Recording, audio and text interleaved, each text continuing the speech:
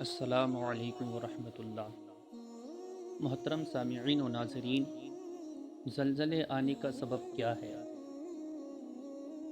اللہ تبارک و تعالی قرآن کریم میں ارشاد فرماتا ہے، بسم اللہ الرحمن الرحیم، اذا زلزلت الارض زلزالہا، جب زمین پوری طریقے سے جھنجھوڑ دی جائے گی۔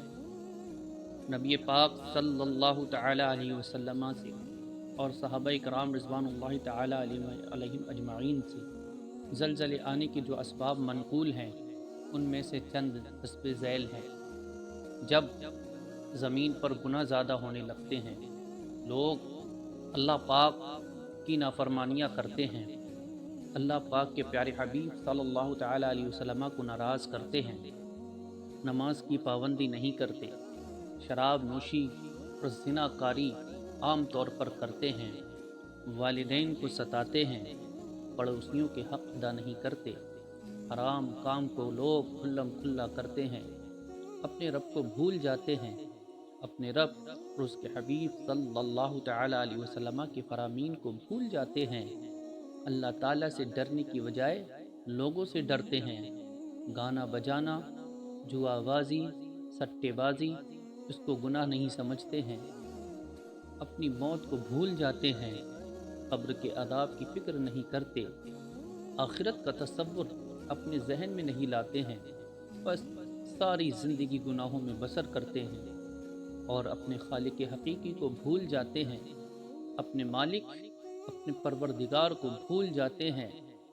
تب اللہ تبارک و تعالی لوگوں کو اپنی یاد دلانے کے لیے زمین کو حکم دیتا ہے کہ اے زمین ذرا سا ہل کر دکھا، کیونکہ میرے بندے مجھے بھول گئے ہیں۔ ان کو بتا دے کہ تمام جہانوں کا مالک صرف و صرف اللہ پاک ہے۔ اللہ پاک کا حکم پاتے ہی زمین بس تھوڑا سا ہلتی ہے کہ زلزلہ آ جاتا ہے۔ اللہ اکبر!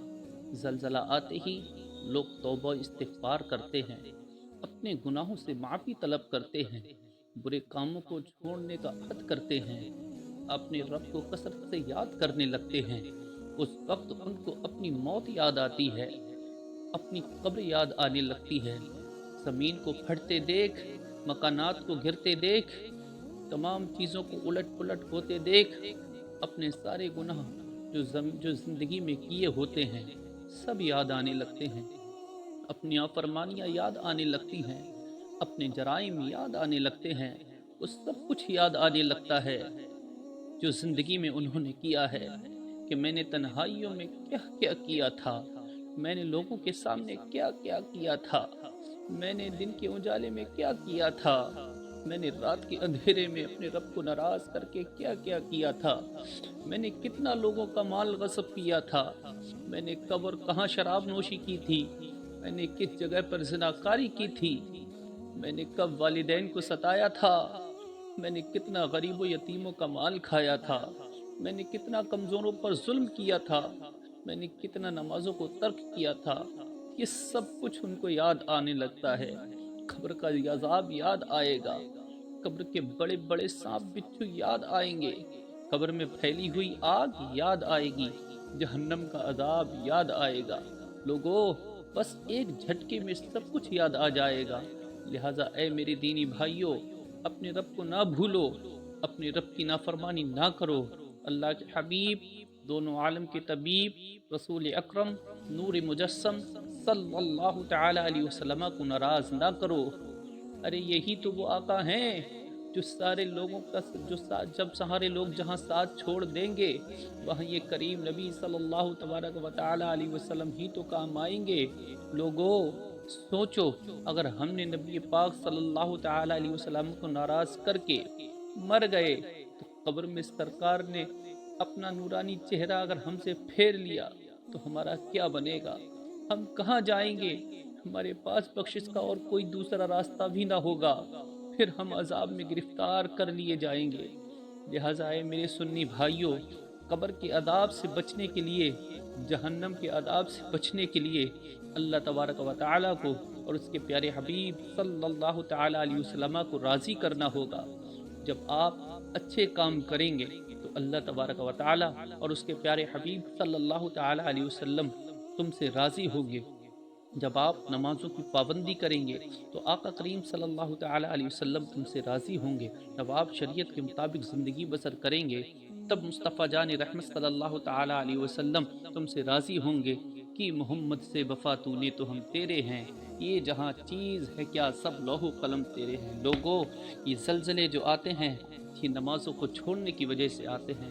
آؤ، نماز میں اللہ تعالیٰ نے وہ پاور، وہ طاقت رکھی ہے کہ اگر بندہ نماز پڑھتا ہے اور زلزلہ آ بھی جائے تو پھر نمازی کا کچھ نہیں بگاڑ سکتا۔ حضرت نوح علیہ السلام کی قوم پر طوفان آیا تو اللہ تبارک و تعالیٰ نے حضرت نوح علیہ السلام کو حکم دیا کہ جو میرے برگزیدہ بندے ہیں ان کو اپنے ساتھ لے لو اور کشتی میں سوار ہو جاؤ۔